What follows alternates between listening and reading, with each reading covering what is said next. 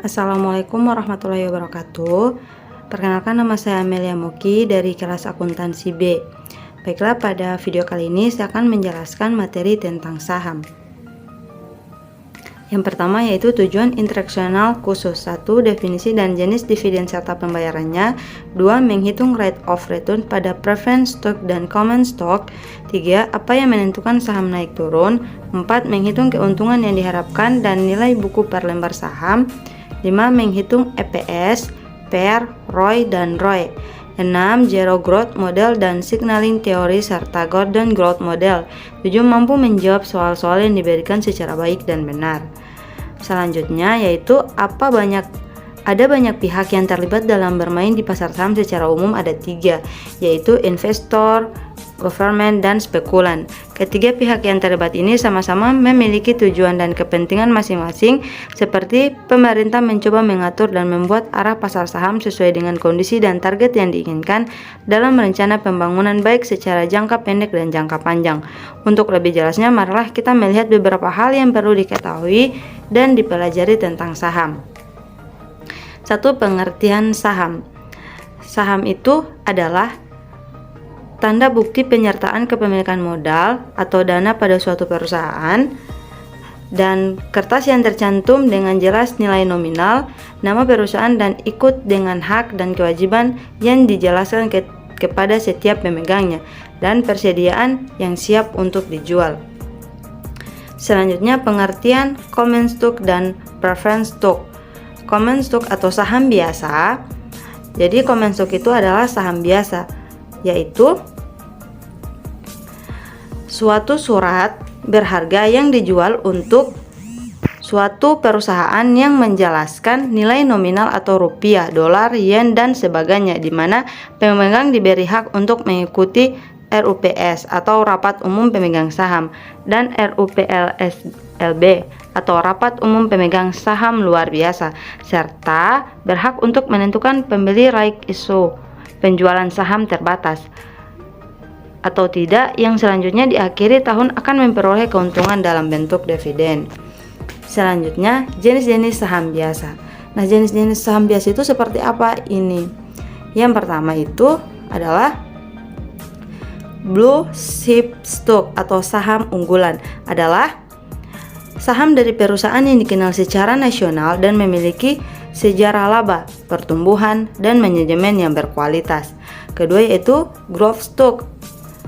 Growth Stock itu adalah saham-saham yang diharapkan memberikan pertumbuhan laba yang lebih tinggi dari rata-rata saham-saham yang lain, dan karenanya mempunyai PER yang tinggi atau SWOT husnan.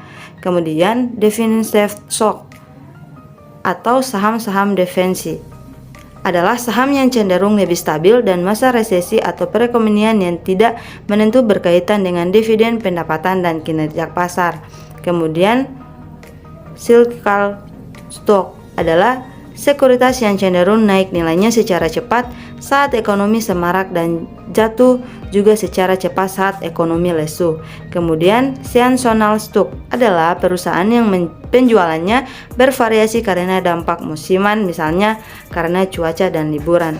Kemudian spekulatif stock adalah saham yang kondisinya memiliki tingkat spekulatif yang tinggi. Kemudian kemungkinan tingkat pengembalian hasilnya adalah rendah atau negatif. Selanjutnya, agio saham. Nah, apa sih itu agio saham? Agio saham itu adalah selisih dari harga jual dan harga beli. Misalkan, harga jual adalah 750 per lembar dan harga beli adalah 820 per lembar. Maka agio saham yang dicatat adalah 70 per lembar saham. Selanjutnya, menghitung rate of return pada preferred stock dan common stock. Ada yang menarik pada saat seseorang memiliki preferred stock atau saham istimewa. Jadi preferred stock itu adalah saham istimewa. Jika dilihat dari perspektif rate of return, yaitu saham preferred ini biasanya memberikan dividen yang tetap setiap tahunnya seperti hal obligasi. Pada umumnya saham preferred ini tidak mempunyai hari jatuh atau perpetuity. Rate of return dari saham preferred ini dapat ditentukan dengan menggunakan rumus sebagai berikut, yaitu rate of return sama dengan dividen per lembar saham preferred per harga pasar. Kemudian lanjut pada contoh soal. Diketahui bahwa PT Mutiara Timur memiliki saham istimewa dengan nilai nominal sebesar 1 miliar dan pembayaran dividen dilakukan di setiap tahunnya sebesar 150 juta serta harga pasar untuk saham tersebut sebesar 420 juta. Maka berdasarkan data tersebut kita dapat menghitung rate of return dari saham preferred PT Mutiara Timur. Langsung masuk pada rumus, yaitu rumus tersebut itu adalah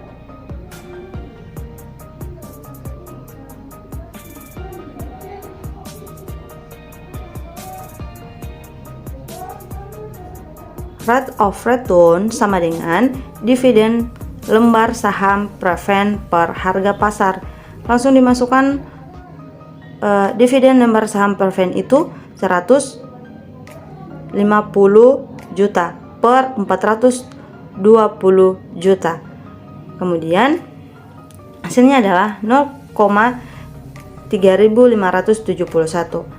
Hasilnya adalah dibulatkan menjadi 35,71. Maka rate of return yang diperoleh adalah 35,71%. Selanjutnya, keuntungan memiliki saham. Nah, keuntungan memiliki saham itu bagi pihak yang memiliki saham akan memperoleh beberapa keuntungan sebagai bentuk kewajiban yang harus diterima. Nah, apa itu keuntungan itu? Yang pertama, memperoleh dividen yang akan diberikan pada setiap akhir tahun. Kemudian memperoleh capital gain, yaitu keuntungan pada saat saham yang dimiliki tersebut dijual kembali pada harga yang lebih mahal. Kemudian memiliki hak suara bagi pemegang saham jenis common stock atau saham biasa seperti pada RUPS dan RUPSLB. Kemudian dalam pengambilan kredit ke perbankan, jumlah kepemilikan saham yang dimiliki dapat dijadikan sebagai salah satu pendukung jaminan atau jaminan tambahan dengan tujuan untuk membuat lebih yakin pihak penilai kredit dalam melihat kemampuan calon debitur. Adapun rumus dan capital gain atau CG adalah CG sama dengan PIT kurang PIT kurang 1 per PIT kurang 1, di mana CG itu adalah capital gain, PIT itu adalah harga saham akhir periode, dan PIT kurang 1 itu adalah harga saham akhir periode sebelumnya. Ini adalah gambar dari penjelasan yang saya jelaskan tadi, bisa dilihat di sini. Selanjutnya, pelaku pasar saham. Adapun pelaku di pasar saham di samping perusahaan yang bersangkutan juga turut melibatkan pihak lainnya, yaitu emiten. Emiten itu apa? Emiten itu adalah perusahaan yang terlibat dalam menjual sahamnya di pasar modal. Kemudian underwriter atau penjaminan, yaitu yang menjamin perusahaan tersebut dapat menjual sahamnya di pasar modal. Kemudian broker atau pialang. Adapun pengertian broker, R.J. menjelaskan broker itu apa? Broker itu adalah perantara antara pembeli dengan penjual sekuritas. Selanjutnya, menghitung keuntungan yang diharapkan dari saham. Menghitung keuntungan yang diharapkan dari saham itu ada rumusnya. Rumus untuk menghitung keuntungan yang diharapkan dari saham yaitu R sama dengan D1 per PO tambah P1 kurang PN per PO, di mana R itu adalah keuntungan yang diharapkan dari saham, D1 itu adalah dividen tahun 1, PO itu adalah harga beli, dan P1 adalah harga jual. Selanjutnya, contoh soal.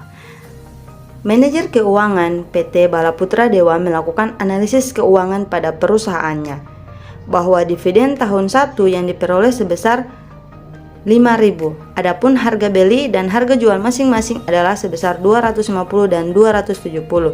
Maka kita dapat menghitung keuntungan yang diharapkan dari saham tersebut adalah dengan cara langsung masuk ke rumus, yaitu R sama dengan D1 per PO tambah P1 per PO kurang PO per PO. Langsung masukkan R sama dengan 5.000 per 250 tambah 270 kurang 250 per 250 sama dengan R 20 tambah 0,80, hasilnya adalah R sama dengan 20,80, sehingga kita memperoleh hasil keuntungan yang diharapkan dari saham tersebut adalah 20,08. Selanjutnya, menghitung nilai buku per lembar saham. Menghitung nilai buku per lembar saham ini juga ada rumusnya, yaitu NBP sama dengan TE per JSB, di mana NBP itu adalah nilai buku per lembar saham, TE itu adalah total ekuitas, dan JSB itu adalah jumlah saham yang beredar. Selanjutnya, contoh soal berikut, yaitu diketahui bahwa nilai total ekuitas PT Murti Abadi adalah 4 miliar dan jumlah saham yang beredar sebesar 15 lot, maka nilai buku per lembarnya adalah, langsung masuk pada rumus, yaitu NBP sama dengan TE per JSB. NBP itu sama dengan 4 miliar per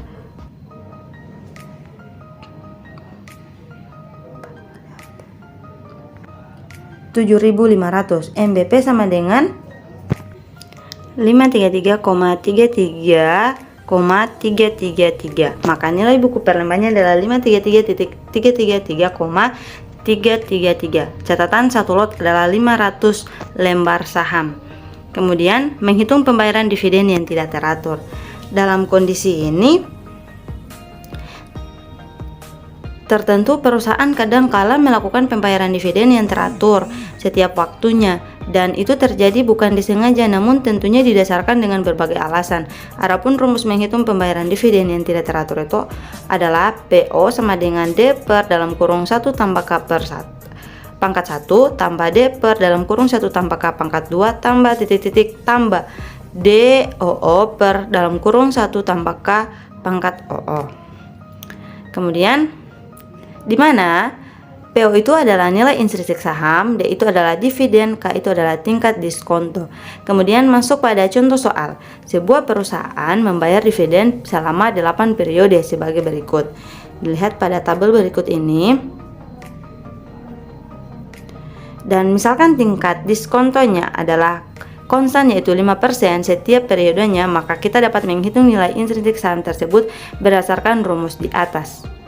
Nah, kemudian lanjut, PO itu sama dengan 30 per dalam kurung 1 tambah 0,05 pangkat 1 tambah 20 per dalam kurung 1 tambah 0,05 pangkat 2 tambah 23 dalam kurung 1 tambah 0,05 per 3 tambah 30 per dalam kurung 1 tambah 0,05 per 4 tambah 26 per dalam kurung 1 tambah 0,5 per 5 tambah 28 per dalam kurung 1 tambah 0,05 pangkat 6 tambah 30 per dalam kurung 1 tambah 0,05 pangkat 7 tambah 34 per dalam kurung 1 tambah 0,05 pangkat 8. Hasilnya itu PO sama dengan 176,800,468. Maka nilai intrinsik dalam per lembarnya adalah 176,800,468.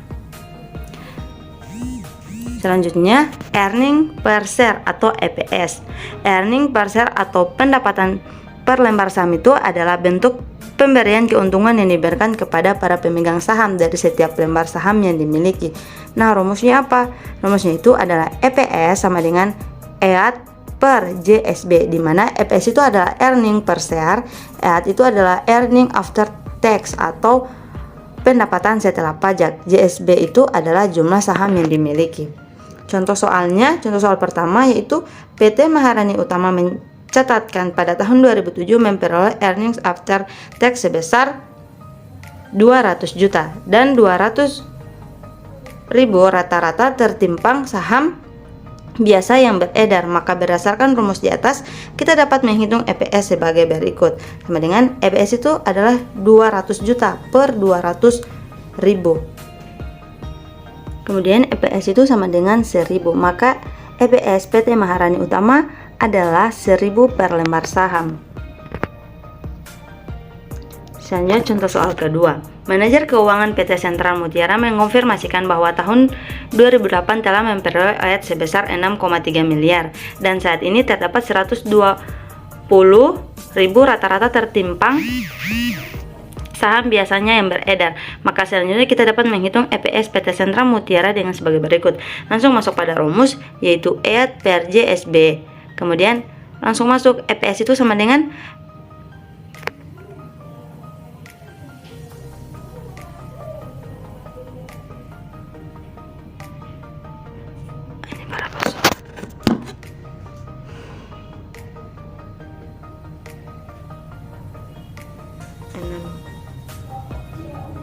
$6,300 miliar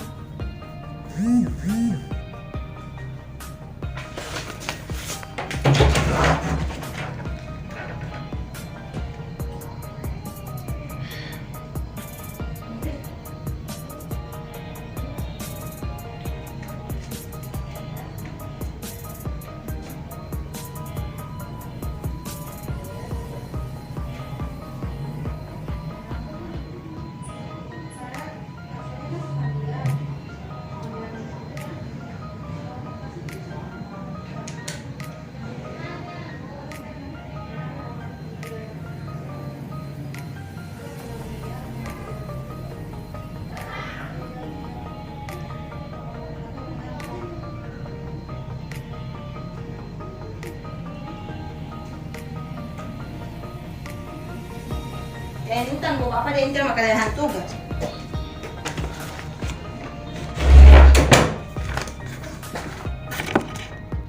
EPS sama dengan 6,3 miliar per 120.000, sama dengan EPS itu adalah 52,500. Maka EPS PT Sentra Mutiara adalah 52,500 lembar saham yang beredar. Kemudian price earning ratio atau PER. Bagi para investor, semakin tinggi price earning ratio, maka pertumbuhan laba yang diharapkan juga akan mengalami kenaikan. Dengan begitu, price earning ratio atau rasio harga terhadap laba adalah perbandingan antara market price per share atau harga pasar per saham dengan earnings per share atau laba per lembar saham. Adapun rumus price earnings ratio adalah keterangan PER itu adalah price earning ratio, MPS itu adalah market price per share, dan EPS itu adalah earning per share. Ini adalah rumusnya, yaitu PER sama dengan MPS per EPS. Selanjutnya, contoh soal. PT Lengkung Pasifik menginginkan pada saat melakukan go public memperoleh harga pasar per lembar sahamnya adalah 120.000 dan mengharapkan laba per lembar sahamnya itu adalah 315. Maka berdasarkan rumus di atas, kita dapat menghitung price earning ratio-nya adalah sebagai berikut. PER sama dengan 12.000 per 315, PER sama dengan 38. Selanjutnya menghitung return on investment atau ROI. Return on investment ROI adalah pengembalian investasi, bahwa di beberapa referensi lainnya rasio ini juga ditulis dengan return of total asset atau ROA. ROA ini melihat sejauh mana investasi yang telah ditanamkan mampu memberikan pengembalian keuntungan sesuai yang diharapkan. Langsung masuk pada rumus, yaitu earning after tax atau EAT per total asset, di mana earning after tax atau EAT itu adalah laba setelah pajak. Kemudian total aset itu adalah total aktiva. Kemudian lanjut pada contoh soal. Berdasarkan data pada neraca dan laporan laba rugi PT Jaya Baya Utara, terlihat bahwa EAT perusahaan adalah berjumlah 720 dan total aset adalah 8.000. Maka kita dapat menghitung return of investment perusahaan tersebut sebagai berikut. Langsung masuk pada penyelesaiannya, itu ROI sama dengan 720 per 8.000, ROI sama dengan 0,09. Maka return on investment dari PT Jaya Baya Utara adalah 0,09. Kemudian menghitung return on equity atau ROE. Return on equity atau ROE disebut juga laba atas equity. Di beberapa referensi disebut dengan rasio total atau aset turnover atau perputaran pusat aset. Nah, maksudnya bagaimana? Rasio ini mengkaji sejauh mana suatu perusahaan mempergunakan sumber daya yang dimiliki untuk mampu memberikan laba atas ekuitas. Kemudian langsung masuk pada rumus return on equity atau REO, yaitu earnings after tax atau EAT per shareholders equity, di mana earning after tax atau EAT itu adalah laba setelah pajak, kemudian shareholders equity adalah modal sendiri. Kemudian lanjut pada contoh soal. Berdasarkan data pada laporan keuangan PT Gunung Bromo pada tahun 2010 disebutkan bahwa laba setelah pajak perusahaan adalah rupiah dan dana sendiri adalah rupiah atau nol. Maka kita dapat menghitung return on equity dari PT Gunung Bromo tersebut sebagai berikut. ROE adalah 1265 per 3000,803 sama dengan ROE adalah 0,33. Maka return on equity dari PT Gunung Bromo tersebut adalah 0,09. Kemudian materi tentang Zero Growth Model dan Signaling Theory. Zero Growth Model atau yang lebih banyak investornya menyebutkan dengan model tidak bertumbuh. Nah, apa maksudnya itu apa kondisi Zero Growth Model? Itu merupakan kondisi yang harus hati-hati untuk dipahami oleh pihak investor karena bagi investor ternaik atau turun dan konstannya adalah saham di pasar atau market akan memberikan sinyal atau signal positif dan negatif. Adapun informasi yang terjadi dari kondisi saham suatu perusahaan itu adalah selalu memberi efek bagi keputusan investor bagi setiap yang menangkap sinyal tersebut. Konsep signaling teori di sini menjadi sangat berperan. Adapun pengertian signaling teori itu adalah teori yang membahas tentang naik turunnya harga di pasar sehingga akan memberi pengaruh pada keputusan investor. Nah, kemudian masuk pada rumus. Rumusnya itu adalah PO sama dengan D per dalam kurung 1 tambah K per 1 tambah D per dalam kurung 1 tambah K per 2 tambah titik-titik tambah D per dalam kurung 1 tambah K OO. Di mana PO itu adalah nilai dari saham biasa, D1 itu adalah revenue dividen dalam 1 tahun, R itu adalah rate of return yang diinginkan, G adalah growth yang ditaksir adalah selalu konstan. Masuk pada contoh soal, manajer keuangan PT Cahaya Sakti Mandala mengumumkan penerimaan dividen tahun 2008 sebesar 8 miliar. Adapun rate of return yang diinginkan adalah 20% dan pertumbuhan yang ditaksir 19,5%, maka kita dapat menghitung nilai dari saham biasa tersebut adalah PO sama dengan masuk pada rumus PO sama dengan D1 per R kurang G. Langsung dimasukkan PO sama dengan 8 miliar per 0,20 kurang 0,195. PO sama dengan 8 miliar per 0,005. Maka nilai dari saham biasa tersebut adalah 1,6 miliar. Kemudian lanjut pada materi stock split dan perhitungannya.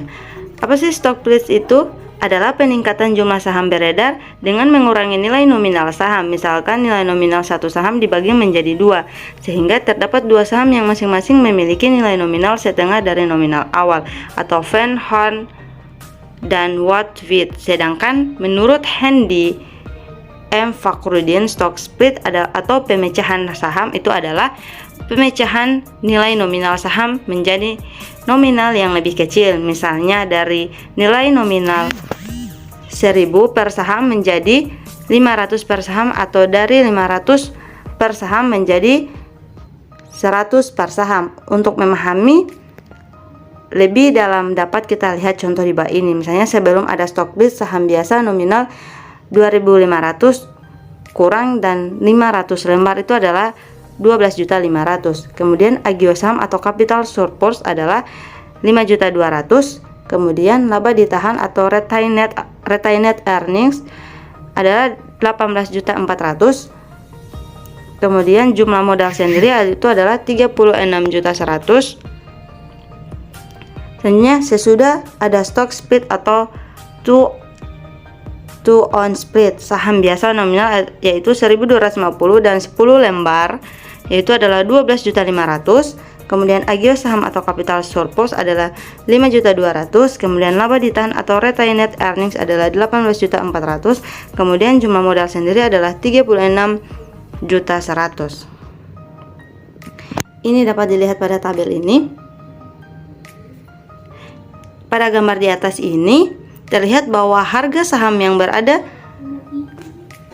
pada gambar di atas ini terlihat bahwa harga saham yang berada di harga 1000 per lembar kemudian terus mengalami peningkatan hingga berada pada 3000. Kondisi ini menyebabkan pihak perusahaan berkeinginan atau bermotivasi untuk melakukan stock split atau pemecahan saham. Baiklah, terima kasih. Mungkin hanya itu yang dapat saya jelaskan. Bila ada kesalahan, saya mohon maaf. Semoga dapat bermanfaat. Wabillahi taufiq wal hidayah. Wassalamualaikum warahmatullahi wabarakatuh.